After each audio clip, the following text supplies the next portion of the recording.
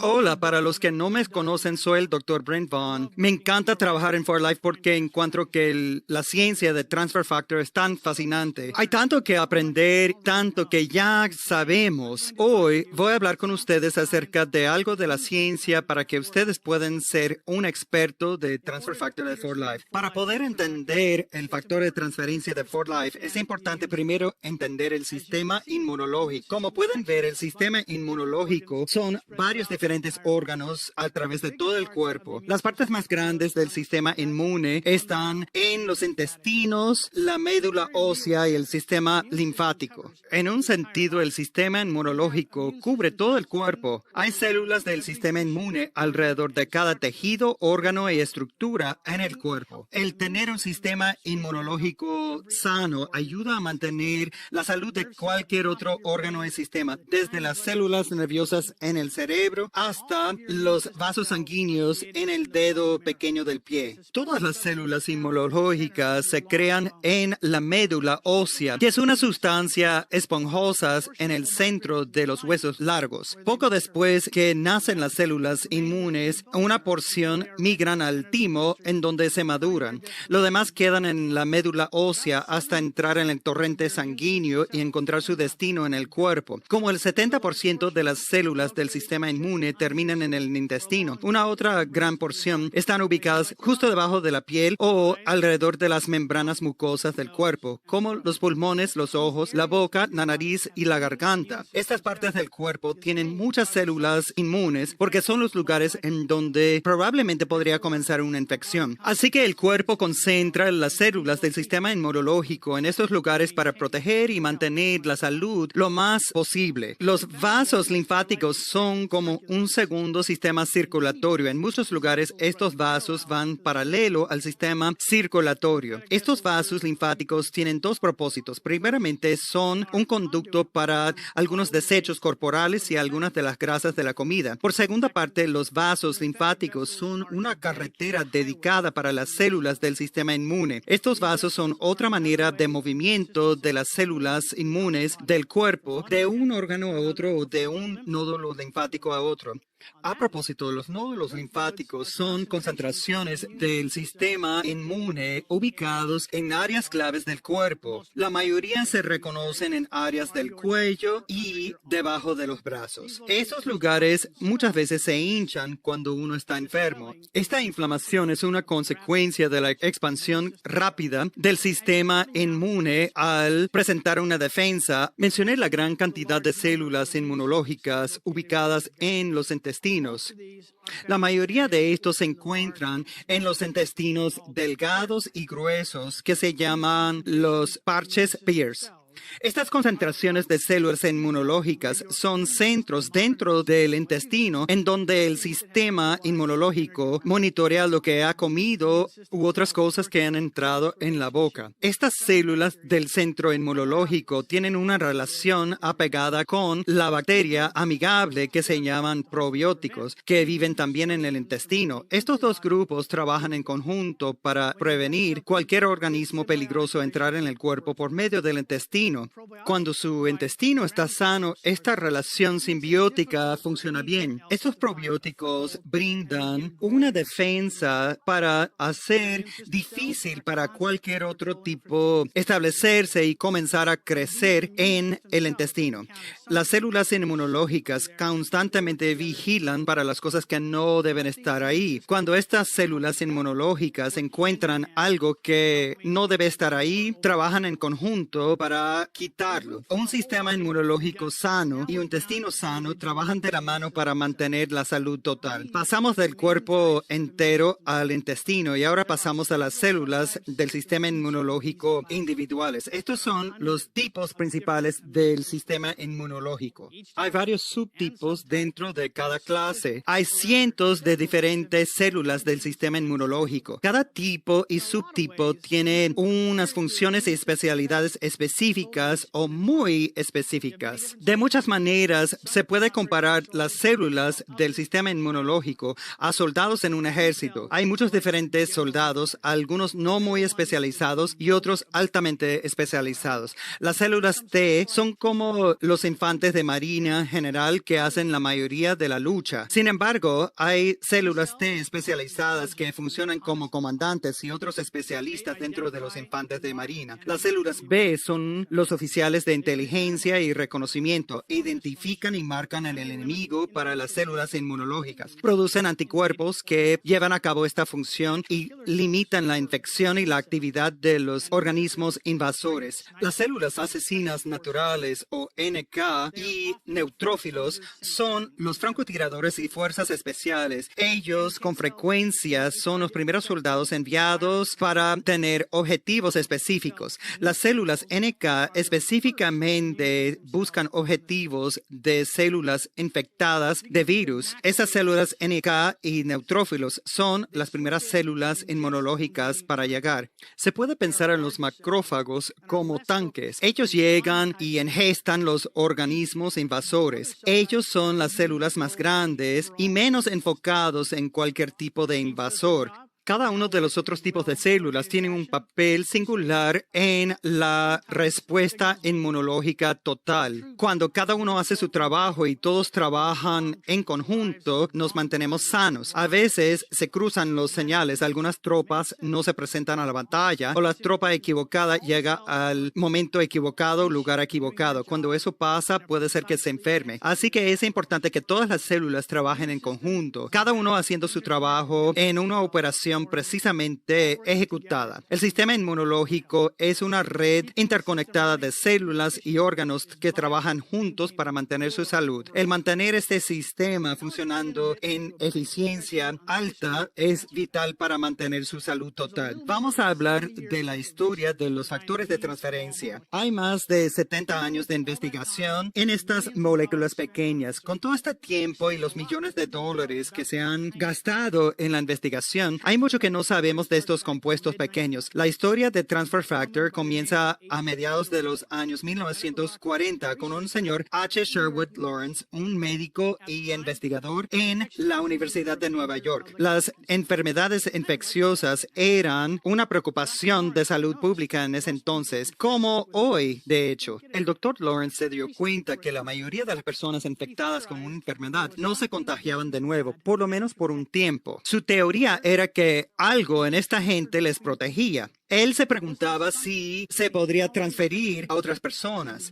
Había algo con las personas ya infectadas que podría usarse para prevenir enfermedad en alguien más. Él decidió empezar a investigar probablemente uno de los lugares más obvios, los glóbulos blancos de la sangre. Las células de glóbulos blancos son células del sistema inmunológico que circulan por el torrente sanguíneo. Hay docenas de diferentes tipos de células inmunológicas que circulan dentro de la sangre en cualquier momento. El doctor Lawrence tomó estos glóbulos blancos de una persona que sobrevivió una enfermedad e inyectó estos glóbulos blancos a una persona que nunca se había expuesto a una enfermedad.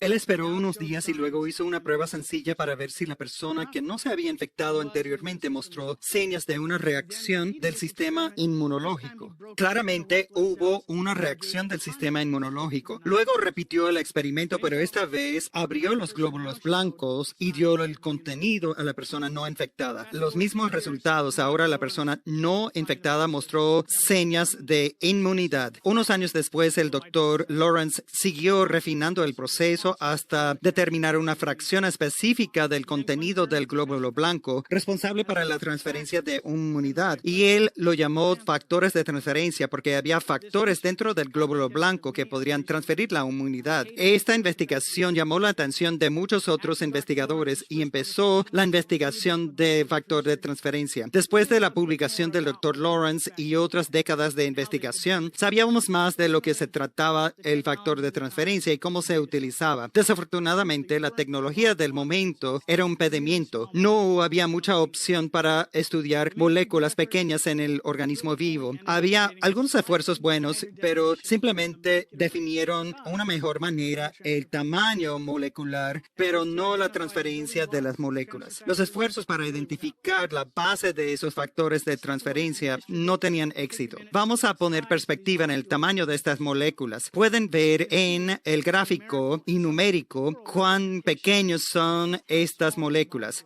Comenzamos con una mujer que pesa 60 kilogramos. Luego, un melón que pesa 1 kilogramo, 60 veces más pequeño. Luego, un clip de papel. Eso es una reducción de 1000 veces, 60,000 veces más pequeño que la mujer del comienzo. Ahora pasamos con un copo de nieve que pesa como 1 milogramo. Para los que no conocen la nieve, como nosotros en Utah, piensan en un grano de arroz. Sin embargo, vamos a cortar ese grano en 30 pedazos. Ahora es algo que pesa 1 milogramo, 60,000 veces más pequeño que la mujer del principio. No es suficientemente pequeño. Vamos a agregar 10 ceros más y eso es el tamaño de una molécula de transfer factor. Para los que están llevando la cuenta, es como 600,000 billones de lo que comenzamos. Es una cifra muy grande para algo tan pequeño, pero ¿qué significa? Significa que dentro de cada cápsula de factor de transferencia caben billones de moléculas de factor de transferencia, suficiente para educar una buena cantidad de las células inmunológicas de usted. ¿Qué son factores de transferencia? En general, los factores de transferencia de 4Life son pequeñas proteínas, péptidos y otros compuestos concentrados de calostro de vaca y yemas de huevo de gallina. En 1989, dos investigadores de Transfer Factor encontraron los factores de transferencia en calostro de vaca y patentaron la manera de concentrarlo. En 1998, David Lisenby encontró y levantó ese patente. Nació 4Life. Unos años después, bajo la administración de David Lisenby, 4Life identificó factores de transferencia en yemas de huevo de gallina. Patentamos este proceso y luego patentamos la combinación de estas dos fuentes de factores de transferencia. Estas dos fuentes ofrecen potencial para aditivos, al igual que beneficios sinergéticos. El calostro es la leche producida por mamíferos en los primeros 1 a 3 días después de parir.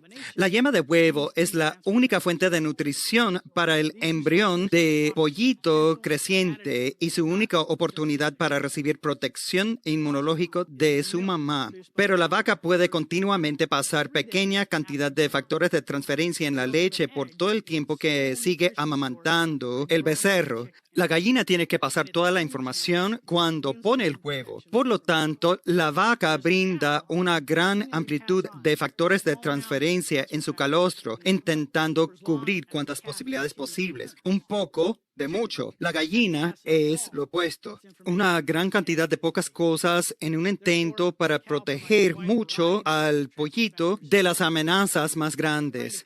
Pueden ver la importancia de combinar estos dos. Tiene tantos beneficios tan importantes. El proceso de colectar las moléculas de factor de transferencia de 4Life es bastante sencillo. Los factores de transferencia de 4Life se obtienen del calostro de la vaca, principalmente por un proceso mecánico.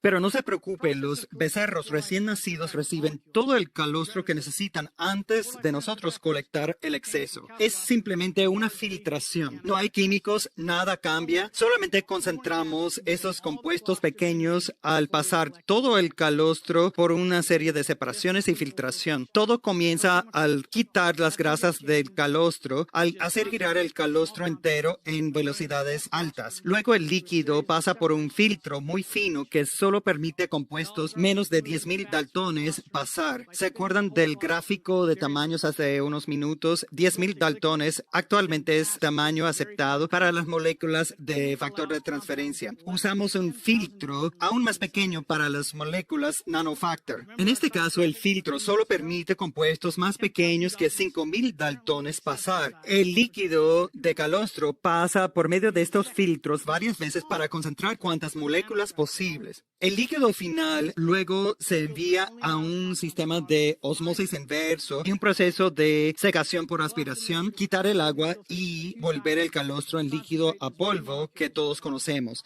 Así es, todavía hay bastante ciencia de los filtros, el flujo de líquido, la separación de grasas, pero entiende lo básico. El proceso completo se hace sin modificar las moléculas de factor de transferencia y sin usar ningún químico. OvoFactor pasa por el proceso similar. En este caso usamos una técnica de separación para separar los factores de transferencia basadas en la yema del huevo entero. Este proceso es idéntico a la concentración de calostro en que no se usa ningún químico y los factores de transferencia de la yema del huevo se quedan sin cambiar. Con eso terminamos nuestra conversación acerca de los factores de transferencia de For Life, cómo son singulares y cómo los extraemos del calostro de vaca y yemas de huevos de gallina. Ahora, todo lo emocionante del futuro. Esta es la parte de la conversación de nosotros y todo el grupo de investigación y desarrollo se ponen de pie. Pueden ponerse de pie y celebrar con nosotros, solamente no derramen nada en el proceso. Existen muchos estudios de factor de transferencia a través de los años y muchos a lo mejor ya conocen estos estudios anteriores. Hoy día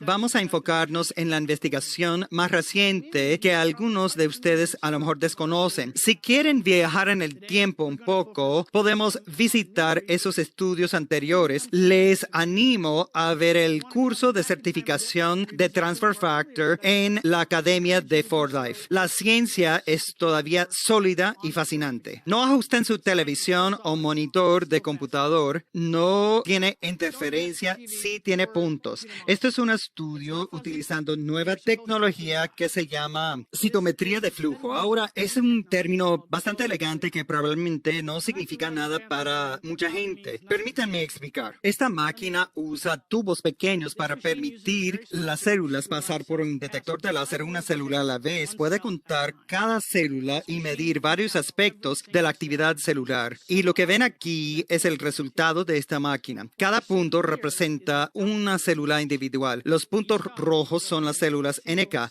Los puntos verdes son las células objetivas. El panel a la izquierda es la base. Y esta es la cantidad de NK y células objetivas antes la incubación con factores de transferencia. El panel a la derecha es cómo se veían 48 horas después de la incubación con los factores de transferencia. No solo hay menos puntos verdes, pero hay mucho más puntos rojos. Esto nos indica que las células asesinas naturales pudieron matar una gran cantidad de las células objetivas y también aumentaron dramáticamente en 2 días. Eso es una manera muy precisa de medir la actividad de las células NK. Utilizando este método podemos investigar no solo el tipo de célula, pero algunos indicadores de su activación y los compuestos que las células del sistema inmunológico y NK producen durante su reacción. Hemos pasado muchos años mejorando esta metodología. Todavía hay algunas refinaciones por hacer. Una vez que tenemos todo concluido, podemos utilizar esta metodología para ver los tipos de células inmunológicas y ver el impacto de los factores de transferencia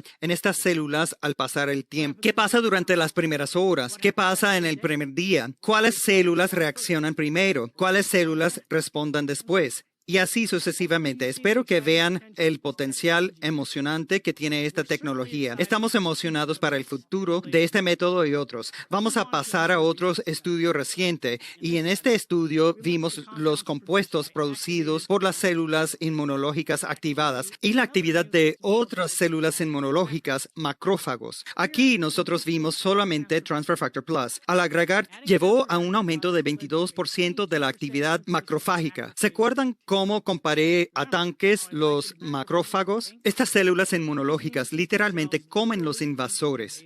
Son como aspiradoras grandes en el sistema inmunológico. Su papel es de físicamente quitar los invasores y desechos en el lugar de la infección. Ellos entran en el medio de la reacción del sistema inmunológico y son muy poco quirúrgicos en sus acciones. pero son muy importantes. De nuevo, el agregar transfer factor llevó a un aumento de 22% de la actividad macrofágica. Pasemos a otro punto que vimos en el estudio, citoquinas. Citoquinas son un grupo grande de moléculas de comunicación para las células inmunológicas. Las citoquinas son los señales que usan las células inmunológicas para atraer otras células del sistema inmune, estimular células y hasta parar la reacción del sistema inmunológico.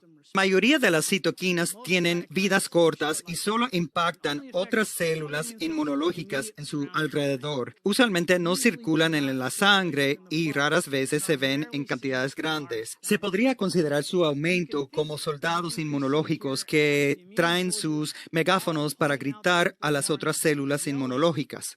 Esperamos que todos escuchen ese mensaje a la vez. Vimos un aumento de 36% en tanto soltura de citoquinas y el mismo aumento en la producción de inmunoglobulina G.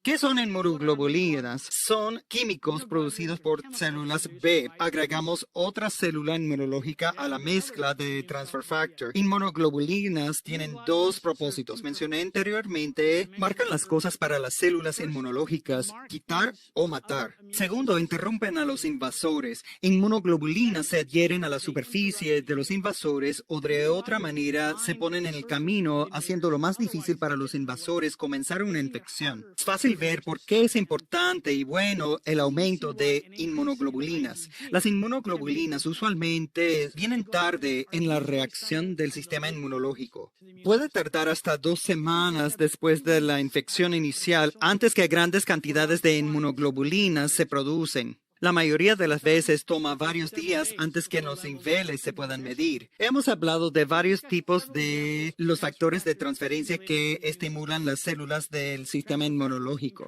Los factores de transferencia aumentan la actividad de la célula inmunológica o los compuestos que producen. También hablamos de cómo estos factores de transferencia mantienen las células inmunológicas enfocadas en las verdaderas amenazas, ayudándoles a evitar reaccionar a algo que no es una amenaza. Uniendo todo, lo que estamos esforzándonos para lograr es un equilibrio. Queremos un sistema inmunológico que reacciona rápidamente y poderosamente cuando sea necesario, pero el sistema inmunológico necesita saber cuándo relajarse. Un sistema inmunológico perpetuamente estimulado eventualmente va a caer. Un sistema inmunológico lento o inactivo no va a responder cuando se necesita. Ninguno de estas situaciones resulta en la salud óptima. En los últimos 20 minutos he demostrado que el factor de transferencia de 4Life es capaz de tanto ayudar la reacción del sistema inmunológico cuando sea necesario y relajarse cuando existe una amenaza. En resumen, el sistema inmunológico tiene que repetidas veces hacer 3 cosas. Primeramente, tiene que reconocer rápidamente y precisamente las cosas que no pertenecen al cuerpo que puedan hacerle enfermar. Este proceso puede tomar horas o unos días para llevarse a cabo completamente.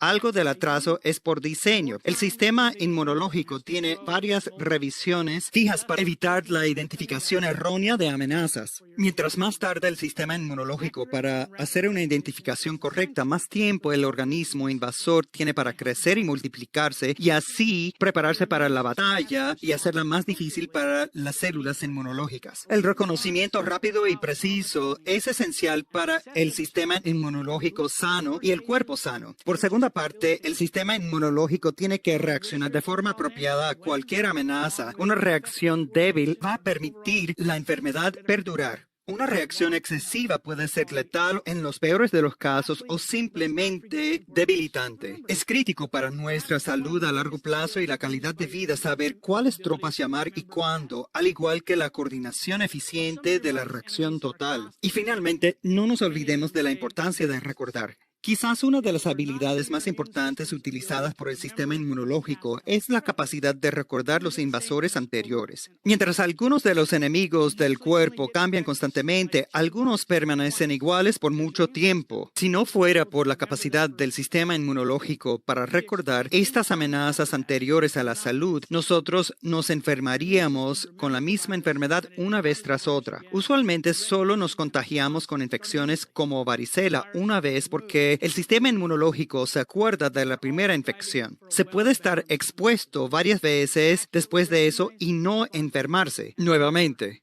El sistema inmunológico se acuerda del virus y si encuentra el virus nuevamente, el reconocimiento y la reacción comienzan inmediatamente y se quita el virus antes de sentirse enfermo.